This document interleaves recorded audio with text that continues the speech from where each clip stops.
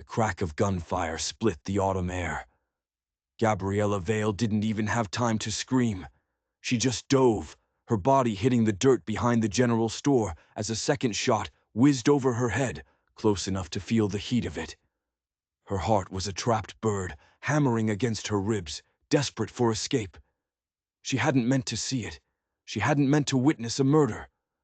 But fate, it seemed, had other plans for her on this crisp September morning in 1876. 2 weeks.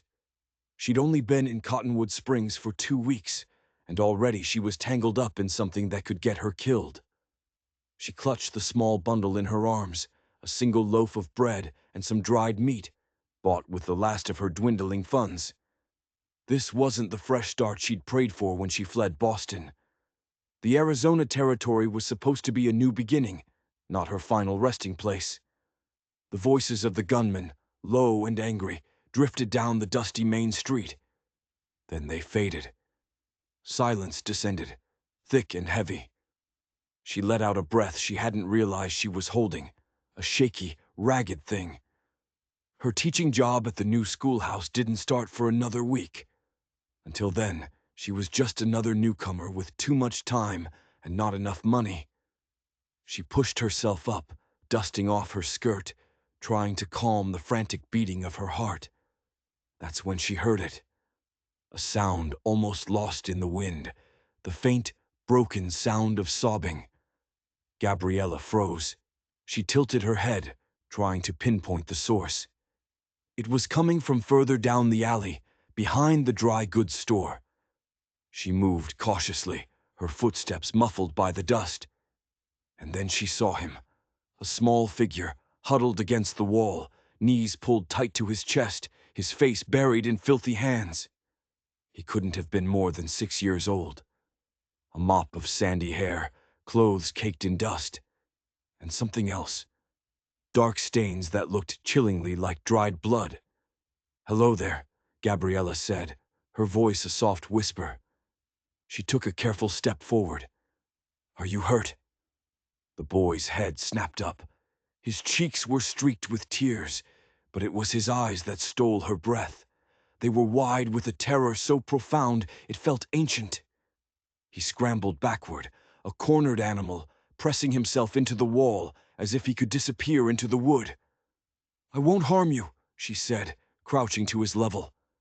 "My name is Gabriella. I'm new in town. Are you lost?" He wiped his nose on his sleeve, his gaze darting from her face to the empty alley entrance. "Mama said not to talk to strangers."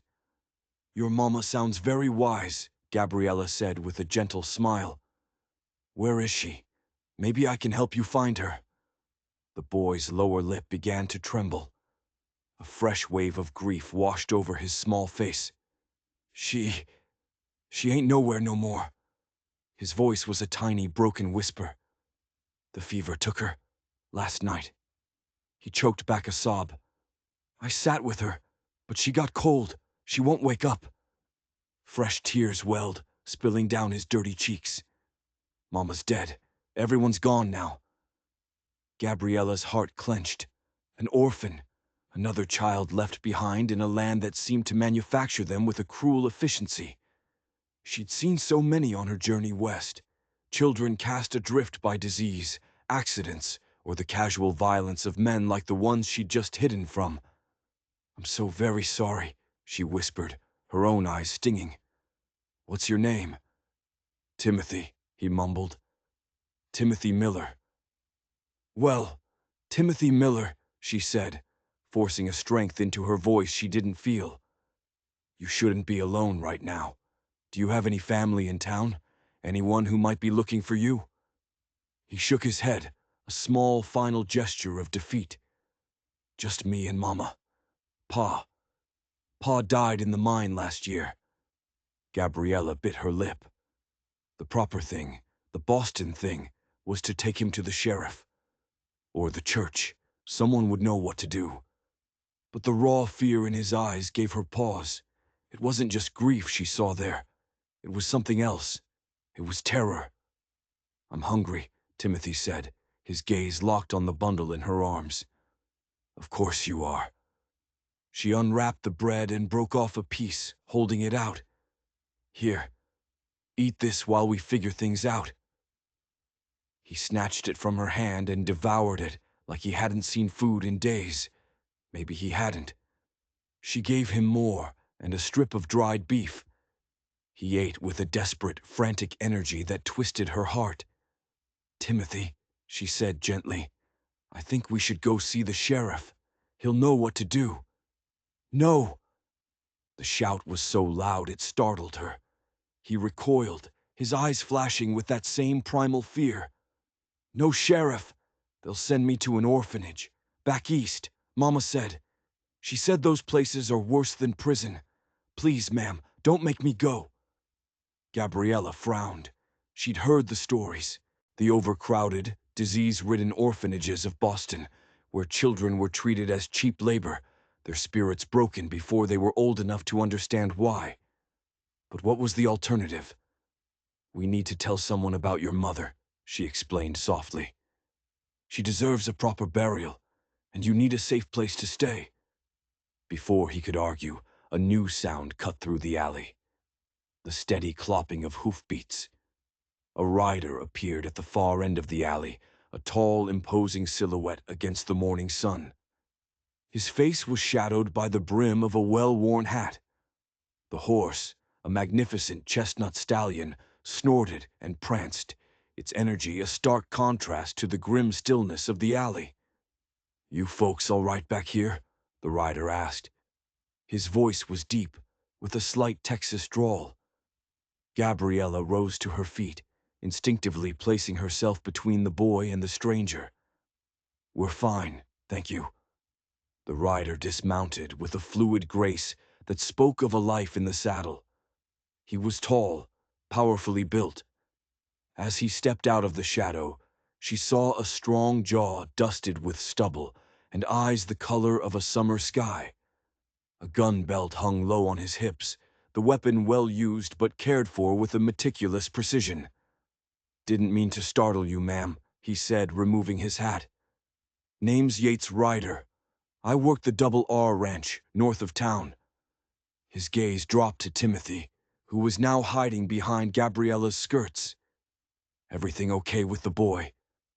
His mother died last night," Gabriella said, keeping her voice low. "He says it was the fever." Something flickered in Yates Ryder's eyes. It wasn't just compassion. It was something sharper. A flicker of recognition, maybe. Or suspicion. "That'd be Sarah Miller, I expect," he said, his voice even. "Heard she was ailing." He crouched down, bringing himself to Timothy's level. "You're Tim, right? I met you and your ma at a church social a few times." Timothy peeked out from behind Gabriella. You gave me a penny candy once." A small smile touched Yates's lips. "That's right. You got a good memory, son."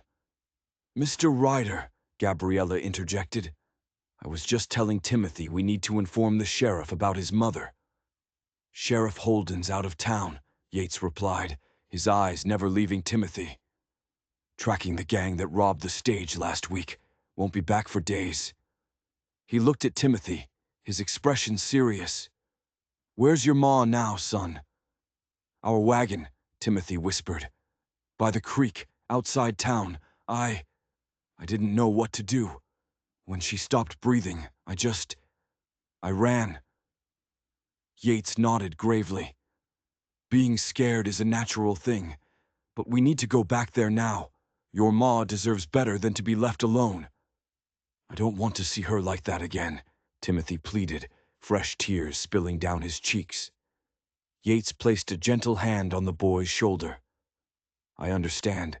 Here's what we'll do. Miss Vale," Gabriella supplied. "Gabriella Vale." "Miss Vale will stay here with you," Yates said, his voice firm but kind. "And I'll go take care of your mother. Make sure she's treated with respect. Does that sound fair?" Timothy hesitated, then gave a small, reluctant nod. "Good man," Yates said, rising to his full height. He looked at Gabriella. "My horse can carry two," If you're willing to take the boy back to town, the Reverend can look after him." But something stopped her. The fear in Timothy's eyes hadn't faded. It was a deep, abiding terror that had nothing to do with orphanages. "No," she heard herself say. "We'll all go." Yates studied her for a long moment, his sky-blue eyes seeming to see right through her. "All right then," he said slowly. "Let's ride." The journey to the creek was tense and silent. Timothy sat in front of Yates, a small, rigid bundle of grief. Gabriella rode behind, her arms wrapped awkwardly around the cowboy's waist.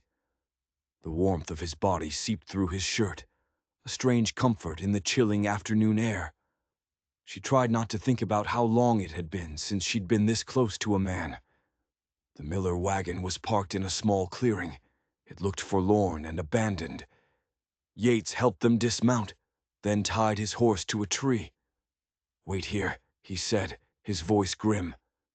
He approached the wagon, his hand resting almost casually on the butt of his pistol. He wasn't acting like a man about to comfort the grieving. He was acting like a man walking into a trap.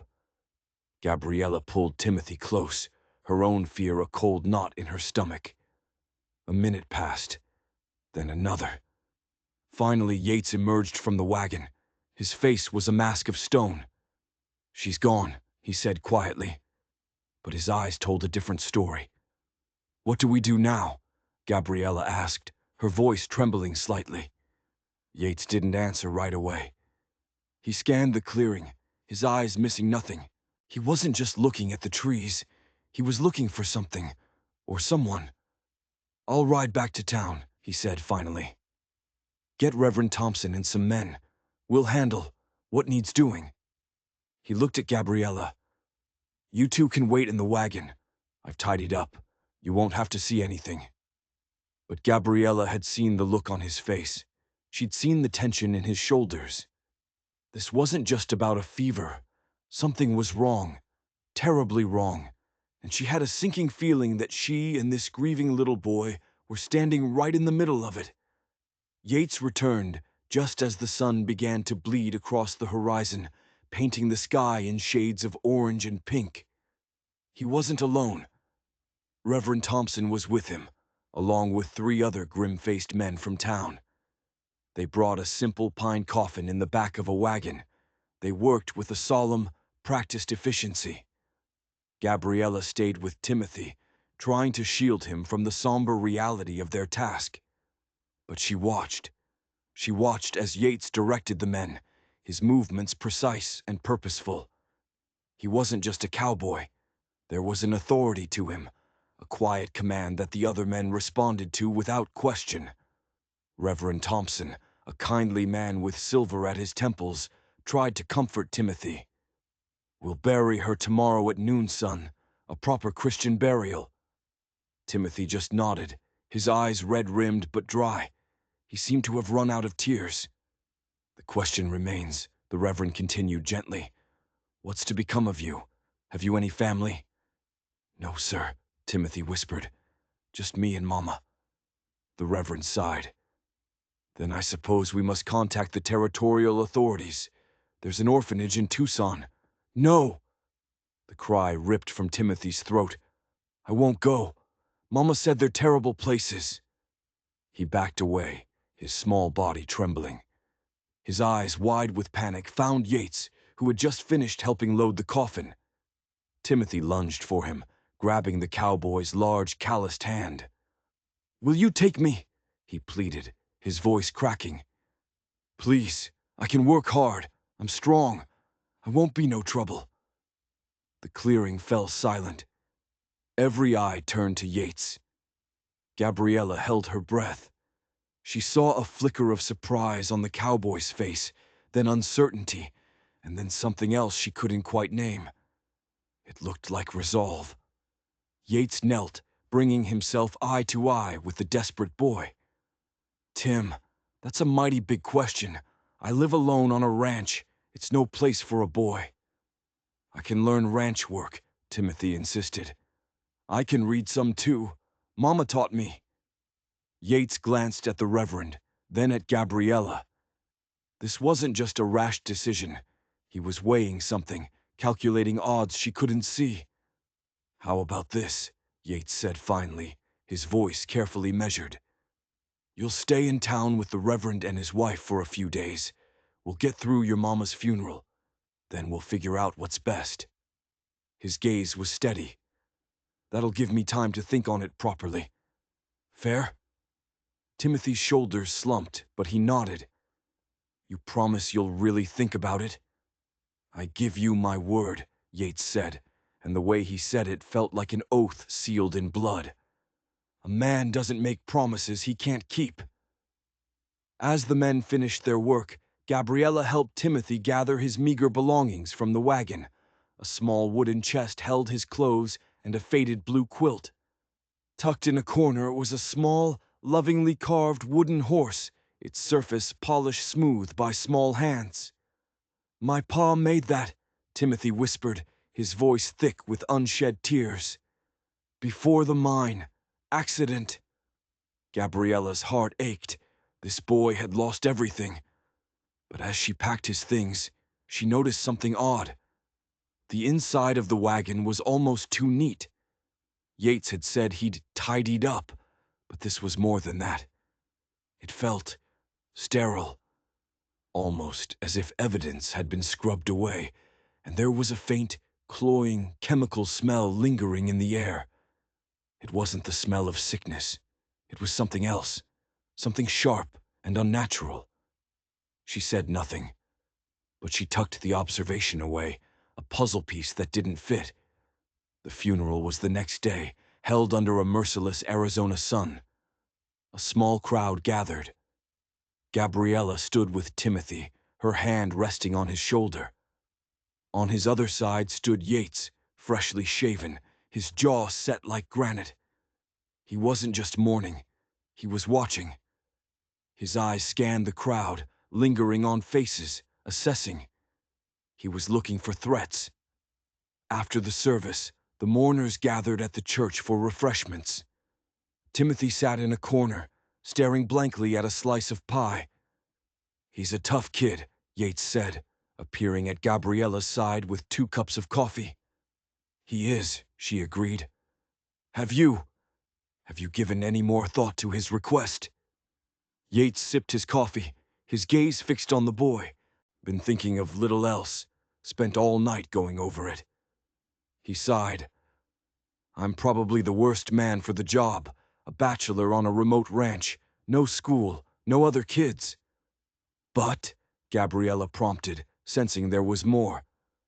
"But I keep thinking about that orphanage, about shipping him off to strangers." He shook his head. "Doesn't seem right. His pa died in a mine collapse that should have been prevented. His ma—" Yates paused, his eyes hardening. "His ma dies of a sudden fever just after they get a letter from a lawyer back east." Gabriella stared at him. "A letter? What letter?" "The Reverend found it in her Bible," Yates said, his voice low. "Something about an inheritance from her estranged father. Seems the Millers were about to come into a substantial amount of money." The world seemed to tilt on its axis. The gunshot in the alley, the strange chemical smell in the wagon, Timothy's raw animal terror. It wasn't just grief. It was the fear of a child who knew more than he was saying. "You don't think it was a fever, do you?" Gabriella whispered. Yates met her gaze, and the look in his eyes sent a shiver down her spine. "I think Sarah Miller was murdered," he said. "And I think whoever killed her is still in this town. They might even be in this room." Gabriella's blood ran cold. She looked around the church hall, at the familiar faces of Cottonwood Springs, the blacksmith, the store owner, the mayor. Any one of them could be a killer, and they were all watching Timothy. "So the adoption," she began, understanding dawning. "It's not just about giving him a home," Yates finished, his voice a low growl. "It's about keeping him alive." Suddenly, the dusty frontier town didn't feel like a new beginning. It felt like a cage, and the predators were circling. Yates wasn't just a cowboy. He was a guardian, a protector, and she had stumbled right into the middle of his war. Yates didn't wait. He moved with a speed and purpose that was unnerving. He crossed the room and crouched beside Timothy, speaking in low, urgent tones.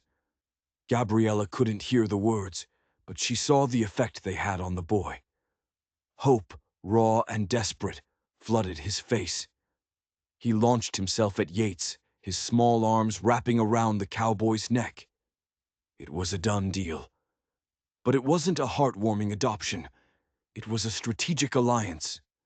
Later that afternoon, Yates approached Gabriella on the church steps. He'd already spoken to the Morgans, who ran the general store. They had a house full of boys and had agreed to take Timothy in during the school week. "It's settled," Yates said, though he didn't look relieved. He looked burdened. "He'll stay with the Morgans, come to the ranch on weekends. It keeps him in public, visible. Safer than being isolated with me." It was a smart plan. Too smart for a simple cowboy. "Who are you, Mr. Ryder?" Gabriella asked, her voice barely a whisper. He looked out at the dusty street, his face unreadable. "Just a man who keeps his promises."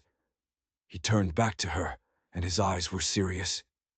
"Timothy trusts you. He asked if you would visit him, at the ranch." It wasn't a request, it was a test and a warning. "I will," she said, meeting his gaze. She understood now. This wasn't just about comforting a child.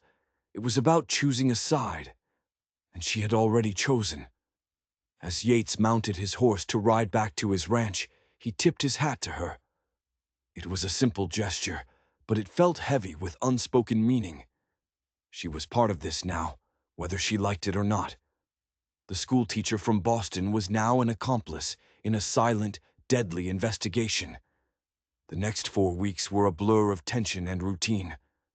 Gabriella started her teaching job, throwing herself into the work. She found a strange comfort in the simple rhythms of the school day, the scrape of chalk on slate, the sound of children reciting their letters.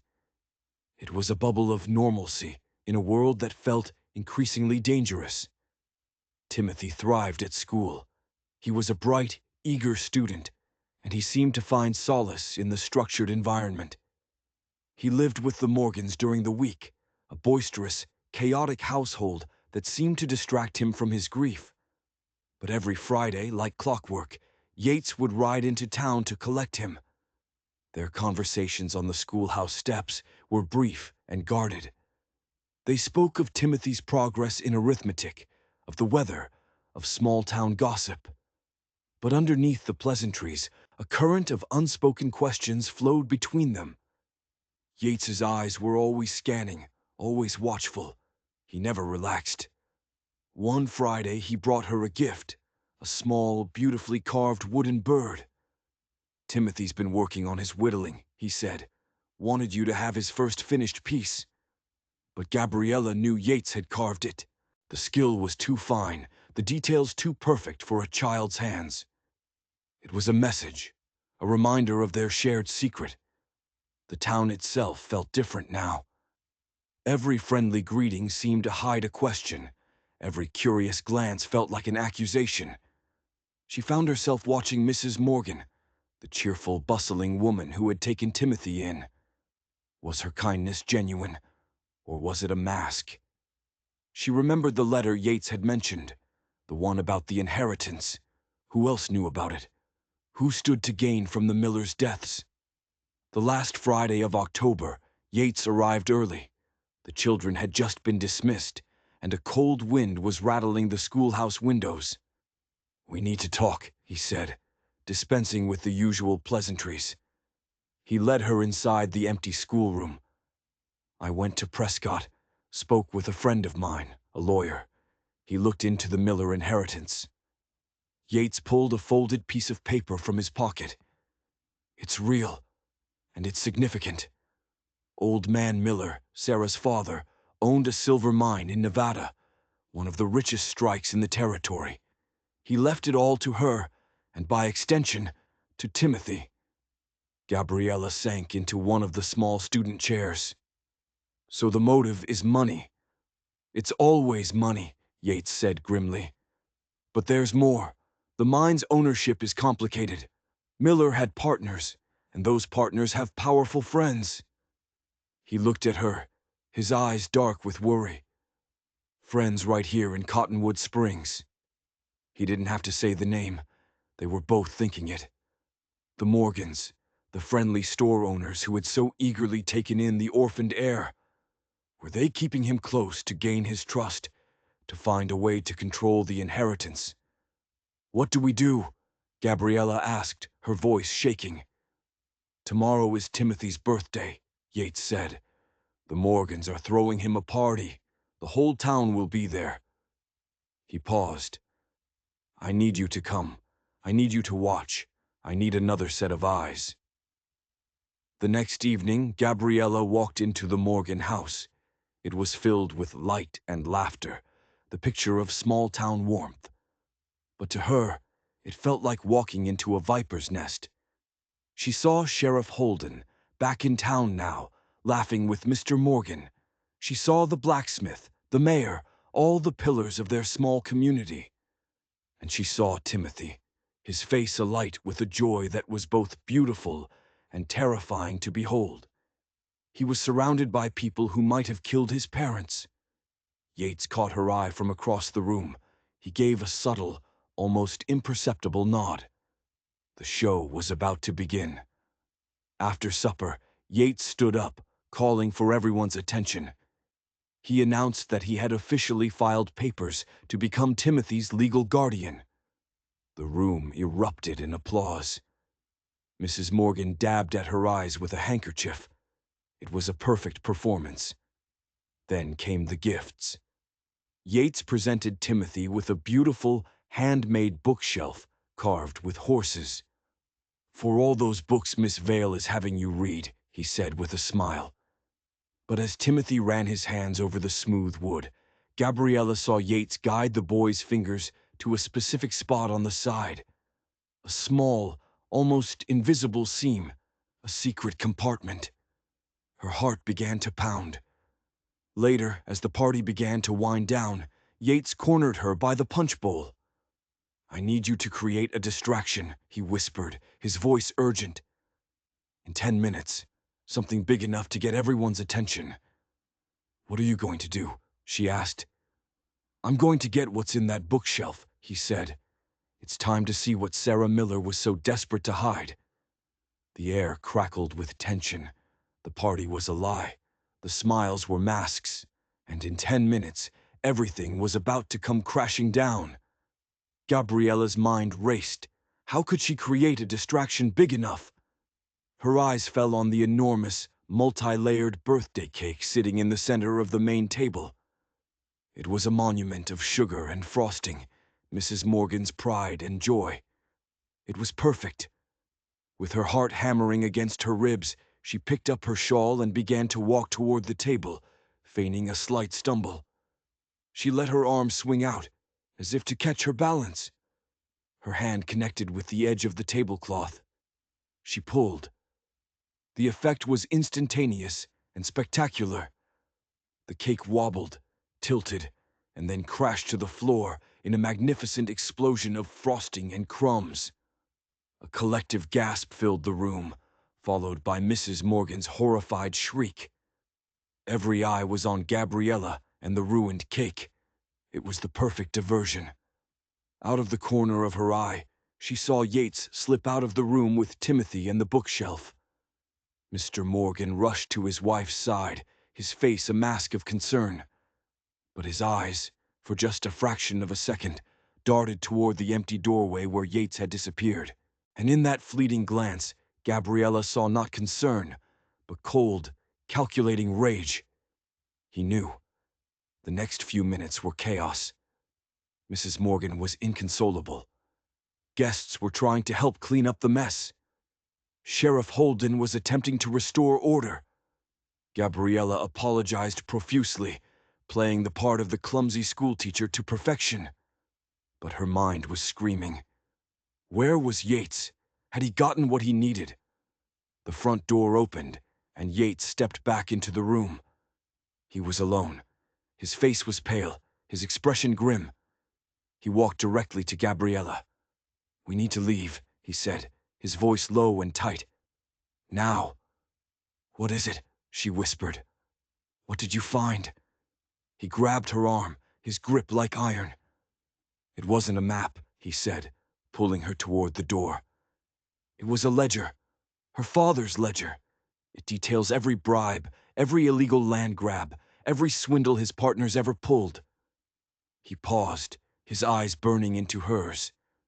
"And the names of his partners, they're all in there. Mayor Blackwood, Sheriff Holden, and the man who orchestrated it all, Mr. Morgan." The truth hit her like a physical blow. The whole town was in on it. The kindness, the welcome, the party. It was all a lie, a carefully constructed trap to get their hands on that ledger. "Where's Timothy?" she asked, her voice choked with panic. "He's safe," Yates said. "I sent him out the back. He's hiding in the old church bell tower. Told him not to come out for anyone but me." Suddenly, Mr. Morgan was standing in front of them, blocking their path. The friendly, bumbling store owner was gone. In his place was a man with cold, dead eyes. Sheriff Holden and Mayor Blackwood flanked him. "Leaving so soon, Miss Vale?" Morgan asked, his voice dripping with false concern. "But the party's just getting started." The other guests had fallen silent, their faces a mixture of confusion and fear. They were beginning to realize that this was more than just a ruined cake. "The boy," Sheriff Holden said, his hand resting on the butt of his gun. "Where is he, Ryder?" Yates pushed Gabriella behind him. "You're not getting him, and you're not getting the ledger." Morgan laughed, a dry, humorless sound. "Oh, I think we are. You see, you're a stranger here, Ryder, a drifter, and Miss Vale, well, she's just a clumsy woman from back east. Who do you think these good people are going to believe?" He was right. They were trapped, outnumbered and surrounded by enemies masquerading as friends. The entire town was a conspiracy, and they had just exposed it. But Yates Ryder didn't look scared. He looked ready.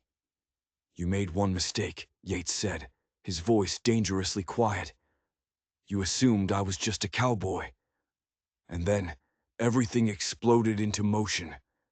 Yates moved with a speed that was breathtaking. He wasn't a cowboy. He was a whirlwind. In one fluid motion, he drew his pistol and brought it down hard on Sheriff Holden's wrist. A sickening crack echoed through the room, and Holden's gun clattered to the floor. Before the mayor could react, Yates kicked a small table into his knees, sending the portly man sprawling. He grabbed a heavy iron poker from the fireplace and turned to face Morgan. "It's over," Yates growled. But Morgan was already moving, shoving people aside, running for the back door. He knew where Timothy was. He was going to the church. "Gabriella, get the ledger!" Yates shouted, throwing the poker. It spun through the air, clipping a hanging lantern and plunging half the room into shadow. "Get it to the telegraph office. Wire the U.S. Marshals in Prescott. Go!"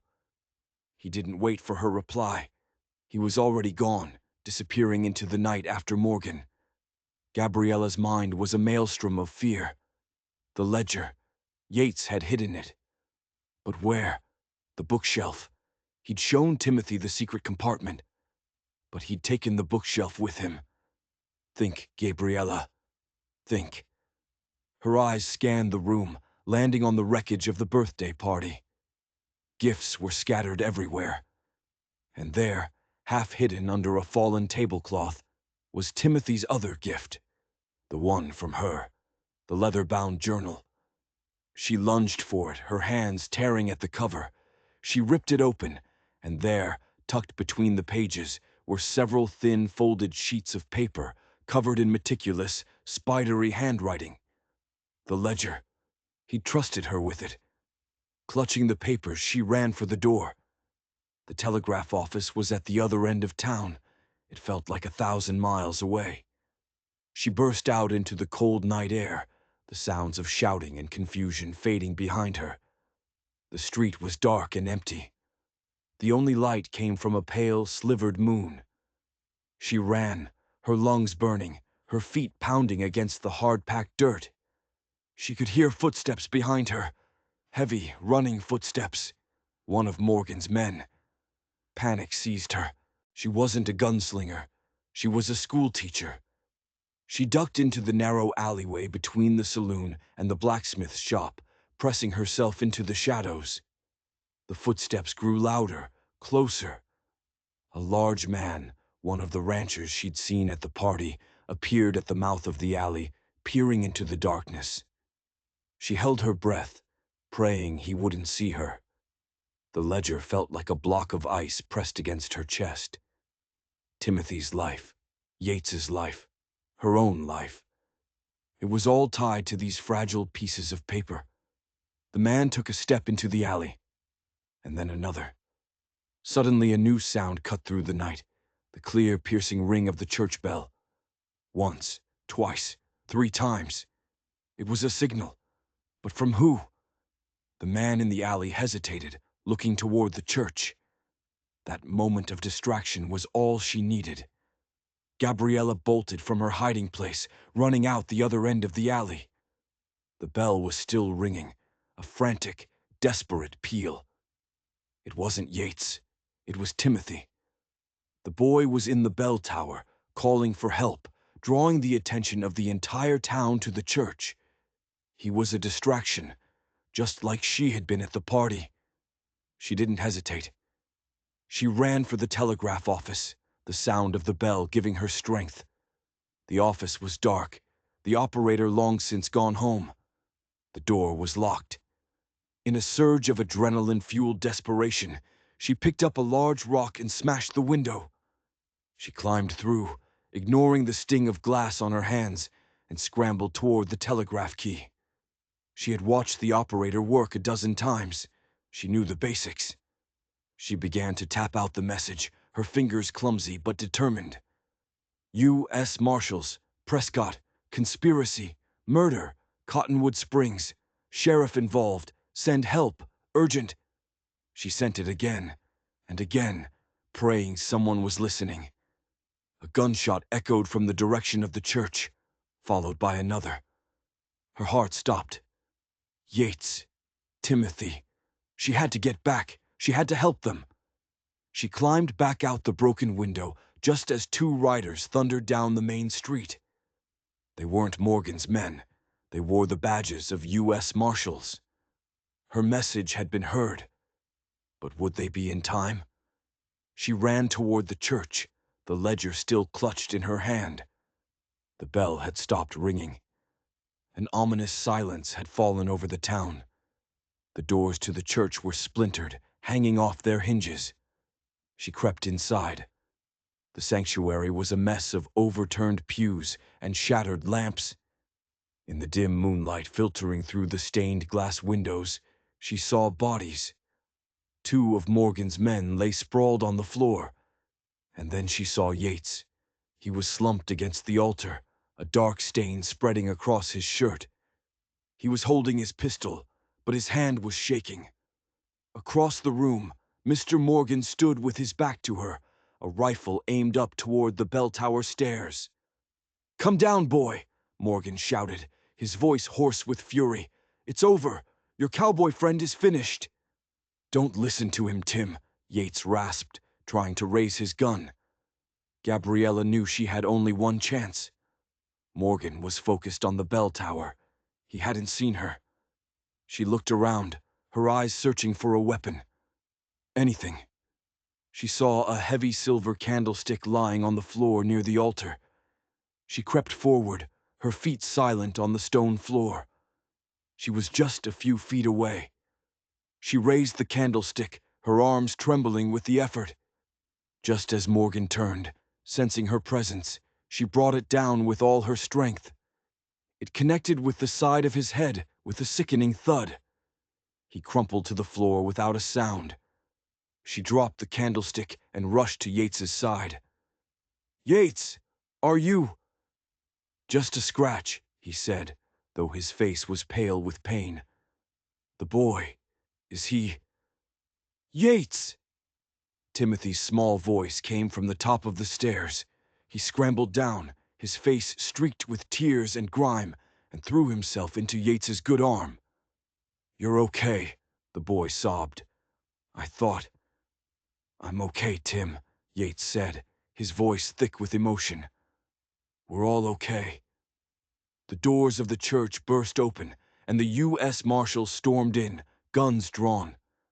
They took in the scene, the bodies, the unconscious store owner, the wounded cowboy, and the schoolteacher and the boy holding him up. One of the marshals, a man with a long gray mustache, lowered his pistol. "Looks like you folks had a busy night." Gabriella held out the ledger. "It's all in here," she said, her voice shaking with exhaustion and relief. "Everything." The marshal took the papers, his eyes scanning the first page. "I'll be damned," he muttered. "The Miller ledger. We've been looking for this for years." He looked at Yates with a new respect. "You must be Ryder. Heard you'd retired from the Rangers." So that was it. Not just a cowboy, a Texas Ranger. It all made sense now. The watchfulness, the skill, the quiet authority. He hadn't just stumbled into this. He had been hunting them all along. The marshal looked at Gabriella, then at Timothy. "Looks like you two found yourselves a pretty good guardian." As the marshals secured the prisoners and the doctor was summoned to tend to Yates's wound, Gabriella and Timothy sat with him on the steps of the church. The long night was finally over. The conspiracy was broken. Justice was coming to Cottonwood Springs. Yates winced as Gabriella tied a bandage tighter around his shoulder. "You were pretty handy with that candlestick," he said, a faint smile on his lips. "I had a good teacher," she replied, meeting his gaze. "My mother always said a proper Boston education should prepare you for any situation." He chuckled, then coughed. "I owe you my life, Gabriella." "We owe each other," she said softly. "All three of us." Timothy, who had been quiet until now, looked up at Yates. Are you still going to be my guardian? For real?" Yates put his good arm around the boy, pulling him close. "For real, Tim. For always. I gave you my word." He looked at Gabriella over the boy's head, and in his eyes she saw not just gratitude, but the promise of a future she had never dared to imagine. She had come west for a new beginning, to be a schoolteacher. She had ended up a witness, an accomplice, and a warrior. And in the process, she had found something she hadn't even known she was looking for. A home, a family, forged in gunfire and sealed in trust. The Arizona Territory was still a wild and dangerous place. But for the first time, she wasn't afraid, because she wasn't alone anymore. 5 years later, the Double R Ranch was no longer just a bachelor's outpost. It was a home, teeming with life. A second wing had been added to the main house, and a small, sturdy schoolhouse stood nearby, where Gabriella taught not only Timothy, but a dozen children from the surrounding ranches. The conspiracy that had poisoned Cottonwood Springs was a thing of the past. Morgan, Blackwood, and the former sheriff were all serving long sentences in the territorial prison. The town, cleansed of its corruption, had begun to heal, led by a new generation of honest settlers. Timothy, now a lanky 12-year-old, had grown into a quiet, capable young man. He had Yates's skill with horses and Gabriella's love for books. The shadows of his past had receded, replaced by the steady confidence of a boy who knew he was loved and safe. On a warm September afternoon, the same time of year she had first arrived in Arizona, Gabriella stood on the porch, a 3-year-old girl with Yates's dark curls on her hip. They had named her Sarah. She watched as Yates and Timothy worked together in the corral, their movements in perfect sync as they gentled a young colt. The bond between them was a powerful, unspoken thing, forged in the crucible of that terrible night. "Mama, story?" little Sarah asked, holding up a picture book. "Of course, sweetheart," Gabriella said, settling into the porch swing. She was pregnant again, their second child, a son, due in the winter. As she began to read, she felt a profound sense of peace. The life she had built here was more real, more vibrant than anything she had ever known in Boston. It was a life of purpose, of partnership, and of a deep, abiding love. Yates and Timothy finished their work and walked toward the house, their faces streaked with dust and sweat. Yates leaned down and kissed her, his hand resting on her swollen belly. "Everything good?" he asked. "Everything's perfect," she replied. She had found her fresh start. It wasn't the one she had expected, but it was the one she was meant to have. It had all started with a gunshot, a terrified child, and a choice. A choice to stop, to help, to get involved. A choice that had led them all out of the darkness and into the light. If you enjoyed this story and want to hear more tales of strange, dark, and mysterious events, don't forget to subscribe.